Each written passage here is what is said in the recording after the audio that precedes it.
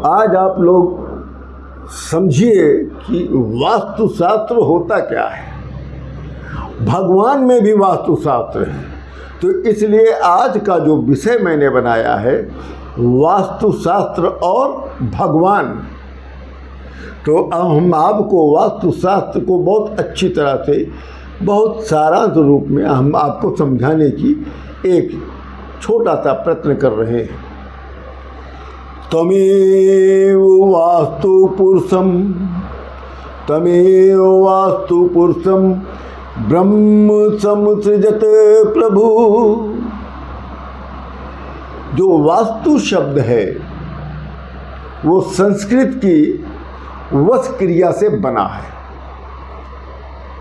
बहुत ही ध्यान से इस विषय को सुनिए।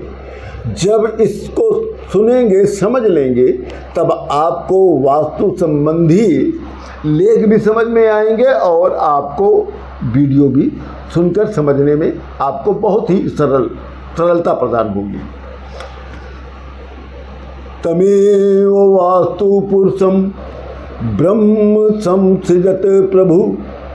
जो वास्तु शब्द है वो संस्कृत की वश क्रिया से बना है, जिसका अर्थ होता है रहना। अर्थात वास्तु का शाब्दिक अर्थ है रहना। प्राचीन काल से ही जीव, मनुष्य जगत के रहने बसने के स्थान के कारण धरती को वसुधा अर्थात बसने का स्थान कहा गया। यहाँ पर वसुधा का अर्थ होता है बसने का स्थान। वास्तु जो है संपूर्ण रूप से प्रकृति पर आधारित है और एक सशक्त विज्ञान है। वास्तु संपूर्ण प्रकृति पर ही निर्धारित है, आधारित है। और वास्तु जो है एक सशक्त विज्ञान है। ये प्रकृति के साथ स्वाभाविक तालमेल बिठाकर जीवन यापन करने की एक कला है। वास्तु जो है हम लोगों को प्रकृति के साथ एक स्वाभाविक रूप से तालमेल बिठाकर जीवन यापन करने की एक कला को सिखाता है। मानव जीवन शरीर पंच महाभूतों अर्थात पृथ्वी, जल, अग्नि, वायु, आकाश के संयोजन से बना है। इन सब पंच महाभूतों को ब्रह्मांड की अदृश्य शक्तियां निरंतर प्रभावित करती रहती हैं। इसी सिद्धांत के आधार पर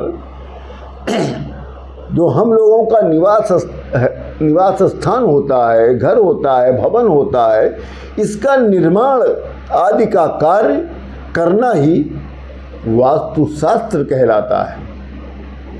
वास्तुशास्त्र की सहायता से इन्हीं पंच महाभूतों से निर्मित स्थापत्य कर ब्रह्मांड की 10 दिशाओं से प्राप्त हो सकने वाली चुंबकीय शक्तियों के संयोजन का लाभ प्राप्त किया जा सकता है। व्यवहार में ये भी पाया गया है कि ये विज्ञान, वास्तुशास्त्र विज्ञान प्रत्यक्ष रूप से समाज के विकास और समाज की उन्नति में बहुत ही सहायक सिद्ध होता है। वास्तु का जो प्राकट्य है और अथर्ववेद में हुआ है, मतलब वास्तु शास्त्र का जो वर्णन है आपको अथर्ववेद में भी आपको प्राप्त हो जाएगा। ऋग्वेद जो दुनिया का सबसे प्राचीन ग्रंथ है उसमें भी वास्तुशास्त्र का उल्लेख है। अब आइए हम आपको वास्तु और भगवान दोनों को हम कैसे मिलान करते हैं। भगवान में भी वास्तुशास्त्र है। अब भगवान शब्द ले लीजिए। भगवान शब्द 5 अक्षरों से बना है। पहला अक्षर है भा, दूसरा अक्षर है गा, तीसरा अक्षर है वा, और पांचवा जो है बढ़िया की मात्रा, और चौथा है बढ़िया की मात्रा, और पांचवा जो है ना। इन 5 से मिलकर बनता है भगवान। अब आइए, भगवान का जो भा है, भा शब्द है, वो भूमि से संबंधित है, जो 12% भूमि का इसमें आता है। अब गा शब्द है, वो गगन से संबंधित है, जो गगन का 6% इसमें पावर आती है। वायु, वा से वायु, तो जो वा शब्द है वो वायु से रिलेटेड है, जो वायु का भी इसमें 6% पावर है। अब अग्नि, जो बड़ी आ का मात्रा है, जो वा पे लगा हुआ है, वो बड़ी आ की मात्रा वो अग्नि से संबंधित है। अब अग्नि का 4% इसमें आता है। अब बचा ना। ना नीर से संबंधित है, अर्थात जल से, जो 72% अपनी पावर भगवान शब्द में समाहित करता है। अब यही पंच तत्व ही तो भगवान है। अब समझिए इस विज्ञान को, पंच तत्व ही विज्ञान भगवान है।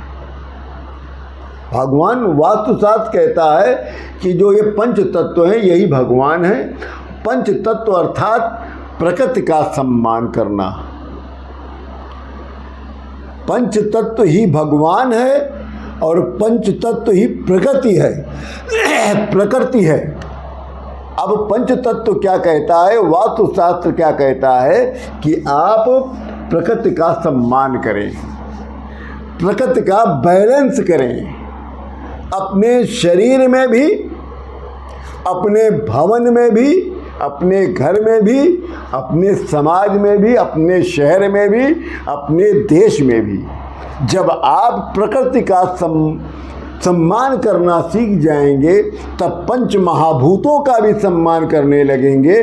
जब पंच महाभूतों का आप सम्मान करने लगेंगे, तब भगवान आप पर प्रसन्न हो जाएंगे। ये है आज का वास्तुशास्त्र और भगवान। जय जय श्री राम।